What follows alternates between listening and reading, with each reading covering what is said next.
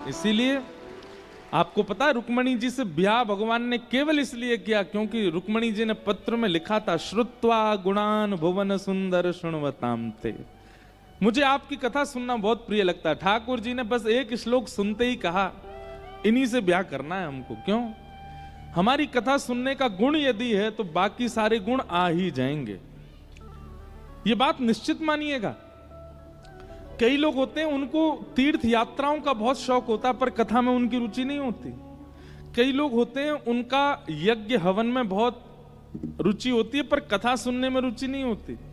कई लोग हैं उनको परिक्रमाओं का शौक होता है, कभी गिरिराज जी की परिक्रमा, कभी कामतानाथ चित्रकूट की परिक्रमा, कभी 84 कोस की परिक्रमा, कभी खाटू श्याम की परिक्रमा, सब जगह की परिक्रमा। पर उनसे कहो कथा सुनो, शारीरिक श्रम करवा लो, एक जगह बैठा के हमको सुनने को मत कहो।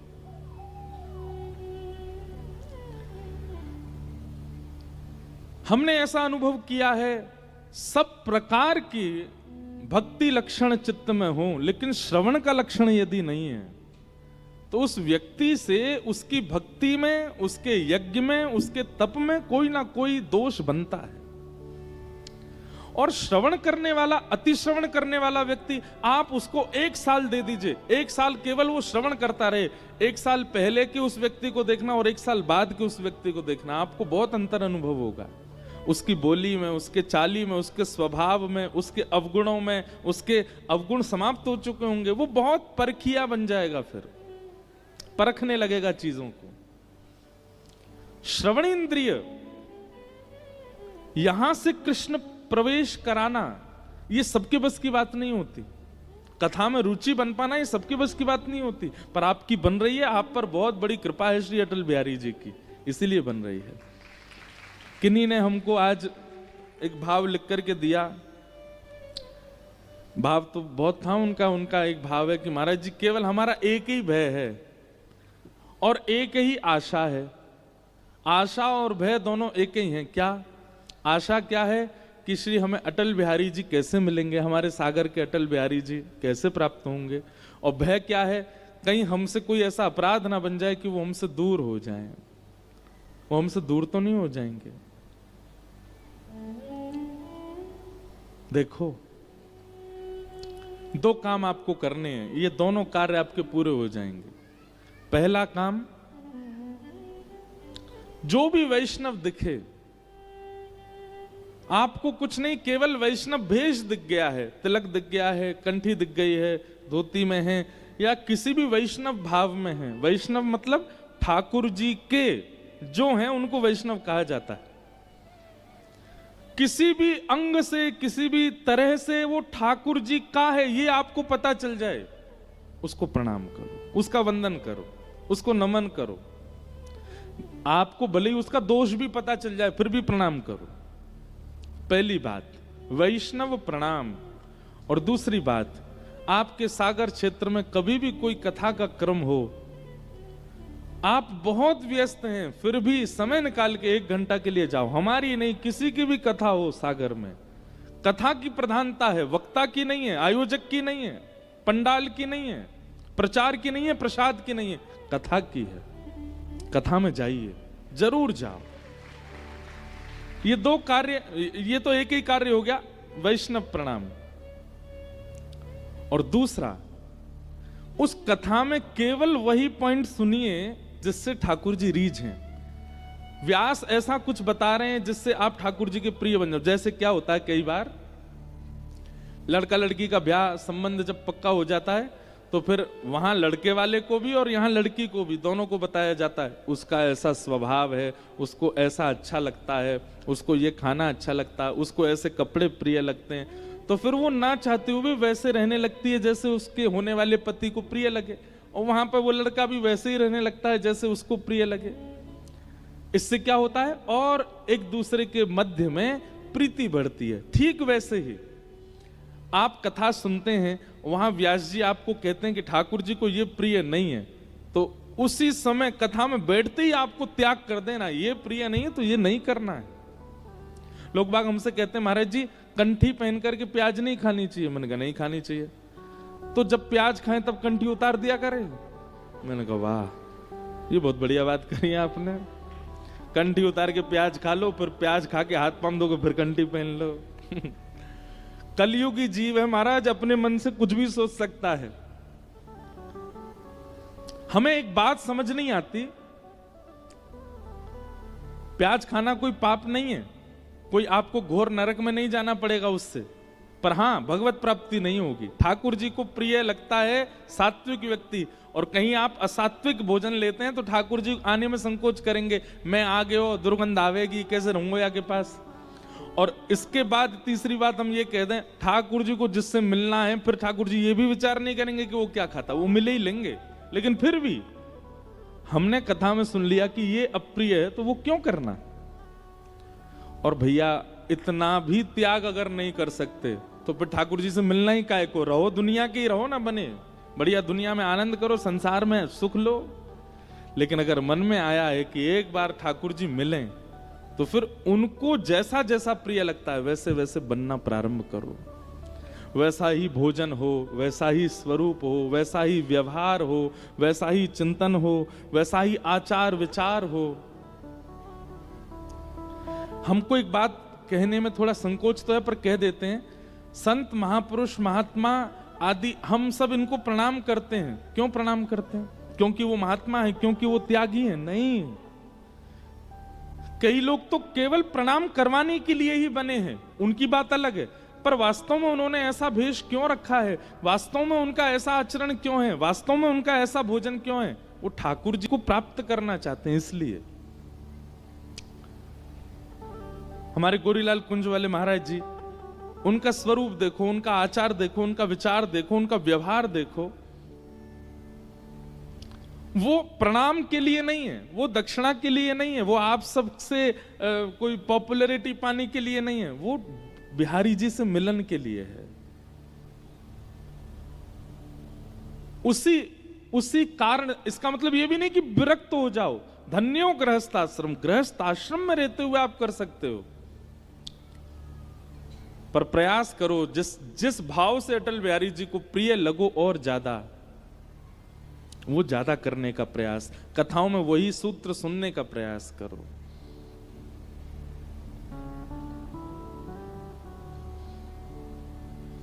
एक बहुत सुंदर पद है, मिल जाए तो बहुत बड़ी बात है। उसमें ठाकुर जी किशोरी जी से कह रहे हैं, मैंने अभी एक बात कही ना कि ऐसे बनो जिससे ठाकुर जी को प्रिय लगो। ठाकुर जी भी ऐसे बनने का प्रयास करते हैं जिससे श्री जी को प्रिय लगे, किशोरी जी को प्रिय लगे। पहली पंक्ति याद है, प्रारंभ कर देता हूं, मिल जाएगा तो पूरा गाऊंगा। श्री राधा रानी तुम्हें लागत हूं मैं कैसा, श्री राधा रानी तुम्हें लागत हूं मैं कैसा, श्री राधा रानी तुम्हें लागत हूं मैं कैसा। समझ रहे हैं? ठाकुर जी पूछ रहे हैं, हे श्यामाजू,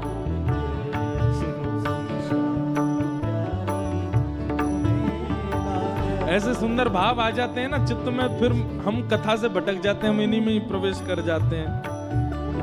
श्री राधा रानी तुम्हें लागत हूं मैं कैसा, राधा रानी तुम्हें लागत हूं मैं कैसा, श्यामा प्यारी तुम्हें लागत हूं मैं कैसा।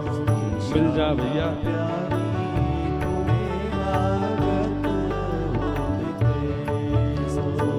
श्यामा, गाते रहो, तुम्हें लागत मैं कैसा, श्यामा प्यारी तुम्हें लागत मैं कैसा, श्री राधा रानी तुम्हें लागत मैं कैसा, श्यामा प्यारी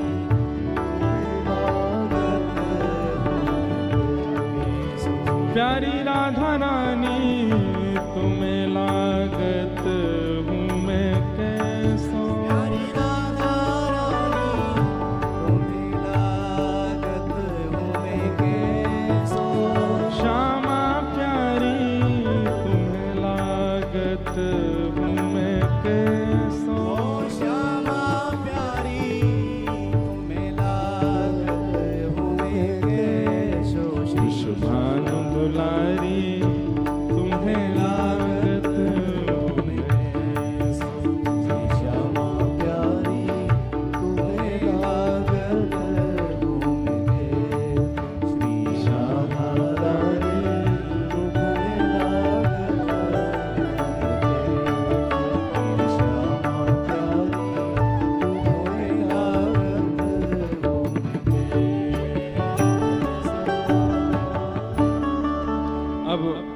मिल ही नहीं रहा है।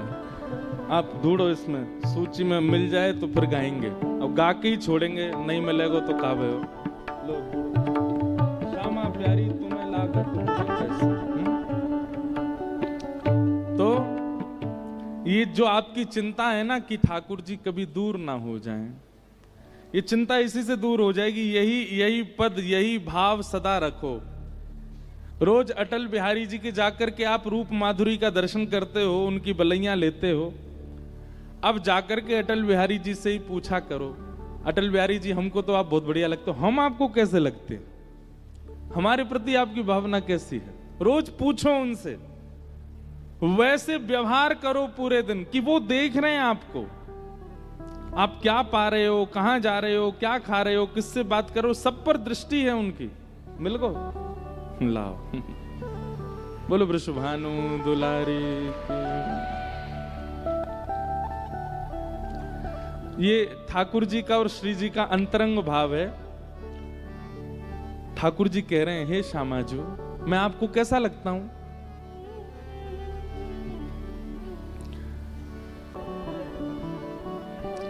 श्री राधा रानी तुम्हें लागत हूँ मैं कैसा, राधा रानी तुम्हें लागत हूँ मैं कैसा, वृषभानु दुलारी तुम्हें लागत हूँ मैं कैसा, वृषभानु दुलारी तुम्हें लागत हूँ मैं कैसा, बूझन की अभिलाष रहत मन बूझन। ठाकुर जी कह रहे हैं,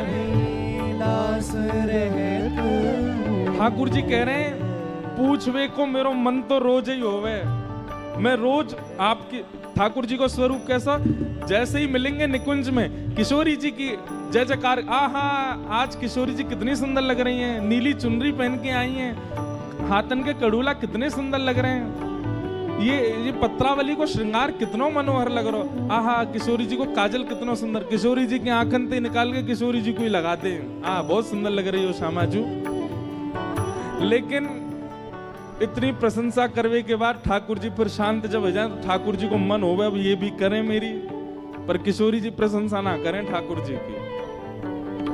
ठाकुर जी खूब आगे करें, आज मैं ऐसी कमरी पहन के आया हूं, आज मैं ऐसी पीताम्बरी, नेक तो देखें कछु तो बोलेंगी, पर किशोरी जी को स्वभाव है वो प्रशंसा करें ही ना है।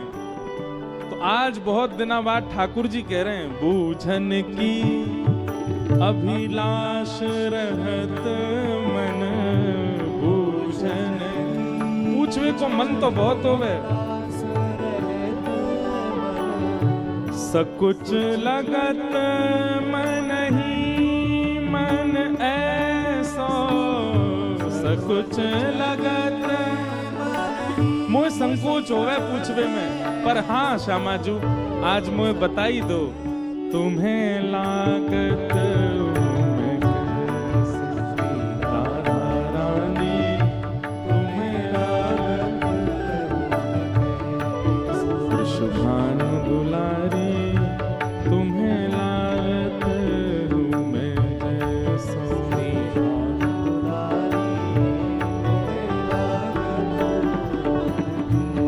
और भोरोरी गिनत चतुर के भामिनी, भोरोरी गिनत चतुर के भामिनी, अपने ही बदन बखानो जैसो, अपने ही बदन बखानो जैसो। हे श्यामाजू मैं बहुत भोर हूं, अपनी प्रशंसा खुद ही कर रहे हैं। हे लाडली जू मैं बहुत भोर हूं, ये ललता विशाखा ये गोवर चोटी सखी आके तुम तो मेरी बुराई कर दें, मेरी चतुराई बता दें और आप इनकी बात मान लियो। पर हे श्यामाजू मैं सांची कह रहा हूं, मैं तो बहुत ही भोर हूं, मुंह पे चतुराई ना आवे। वास्तव में आपको जो श्री अंग है ना, वो जैसो जैसो है तो चलो जाए, मैं वैसो वैसो बन तो चलो जाऊं। ये टेढ़ो खड़ो होनो मेरो स्वरूप नहीं है। ये हाथन में ऐसे वंशी, पाम ऐसे तिरछे, कमर ऐसी टेढ़ी, मुख भी टेढ़ो, ये मैं ऐसा नहीं हूं। तेरे कुटिल कटाक्ष ने मेरो तन कर दियो त्रिभंग। हे श्यामाजू, आप मेरे जा अंग को देखो ना, वही अंग त्रिभंग है तो चलो जाए। आप मेरे चरणन को देखो तो दोनों लिपट जाएं, कमर देखो तो टेढ़ी है जाए, मुख देखो तो यूं टेढ़ो है जाए, बाकी नहीं तो मैं तो बहुत भोरो हूं।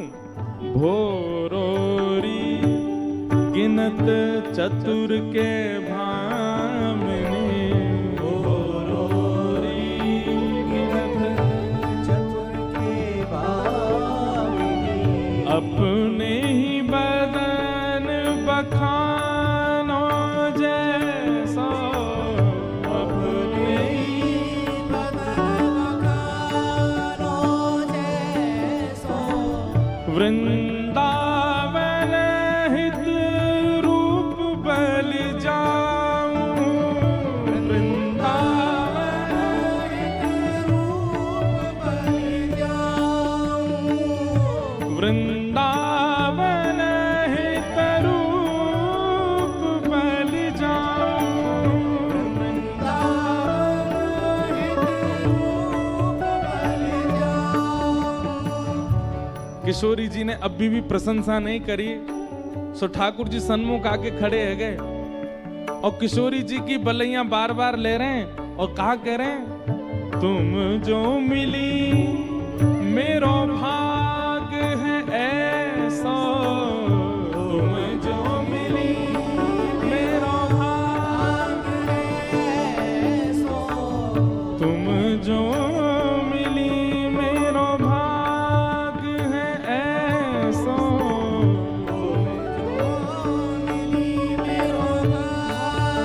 श्री राधा रानी तुम्हें लागत हूँ मैं कैसी, राधा रानी तुम्हें लागत,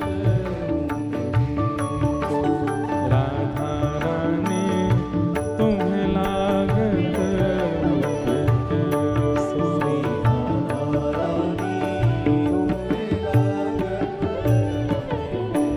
ठाकुर जी ने खूब प्रयास कर लिए, खूब प्रशंसा कर ली।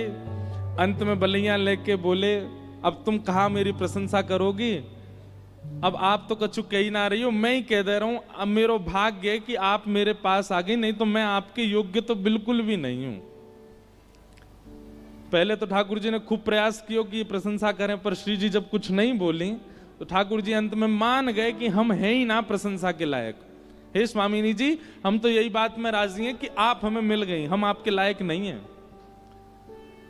ठाकुर जी ऐसा कह करके, और एक जैसे एक प्रेम का एक स्वभाव वो दिखता ही है, उसको बताऊं कैसे वो समझ नहीं आता, कि प्रेमी की एक उम्मीद होती है और फिर सामने वाला उस उम्मीद को पूरी ना करे, वो फिर भी प्रसन्न होकर उसको स्वीकार कर लेता, ठीक है कोई बात नहीं, ये नहीं कह रहे तो भी मुझे स्वीकार है। जब उस स्थिति में श्याम सुंदर आ गए तो फिर श्री जी से रहा नहीं गया, तुरंत हाथ पकड़ ली और ठाकुर जी को, और फिर अगला पद किशोरी जी गाती हैं। क्या कह रही हैं?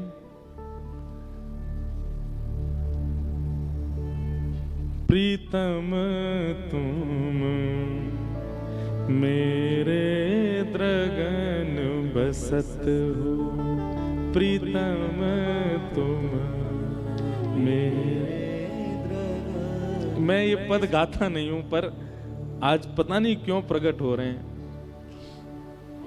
प्रीतम तुम मेरे द्रगन बसत हो, प्रीतम श्यामाजू कह रही हैं, मेरे द्रग मतलब नेत्र, मेरे नेत्रों में आप बसते हो। कहा भोरे हुए के पूछत हो, कहा ये भोरे बन के क्या पूछ रहे हो आप मुझसे? के चतुराई करी जू हसत हो, के चतुराई करी जू हसत हो। ये चतुराई करके आप सुनना चाह रहे हो ना मेरे मुख से, और ये भोरे बन के मुझसे पूछना चाह रहे हो, सुन लियो आज। प्रीतम तुम मेरे द्रगन बसत हो प्रीतम तुम, मेरे द्रगन बसत। लीजिए परख स्वरूप आपनो, लीजिए परख स्वरूप आपनो। आपके स्वरूप को कहा वर्णन करूं श्याम सुंदर, कैसे बताऊं कि आप कितने प्रिय हो मोहे। पुत्रिन में प्यारे तुम ही बसत हो, पुत्रिन में प्यारे तुम ही बसत। ये मेरे नेत्रन में जो ये काली माँ है मध्य में, मध्य की पुतली है, ये पुतली है ही ना है, ये श्याम सुंदर आप ही हो। ये जब आप सन्मुखा में तभी प्रकट हो मैं, ना तो मेरे नेत्रन में पुतली है ही नहीं। पुत्रिन में प्यारे तुम ही बसत हो, पुत्रिन में प्यारे तुम ही बसत हो। वृंदावन हित रूप बलि गई, वृंदावन हित रूप बलि गई। कुंज लढ़ावत ही हुलसत हो, कुंज लड़ावत ही हुलसत हो। प्रीतम तुम मेरे द्रगन बसत हो, प्रीतम तुम मेरे द्रगन बसत हो। अद्भुत प्रेम। तो ये पंथ तो हमने गा दिए, विशेष रूप से ये रसिकन के मध्य की चर्चाएं हैं, सबके प्रवेश की बातें नहीं है। हम लोग लैला मनुजनू को शो देखने वाले, आजकल की पिक्चर देखने वाले, ज्यादा अंतरंग श्यामा श्याम को प्रेम अगर मैंने मंच से कहो तो आप कहीं उस रूप में ही ना देखने लग जाओ। इसलिए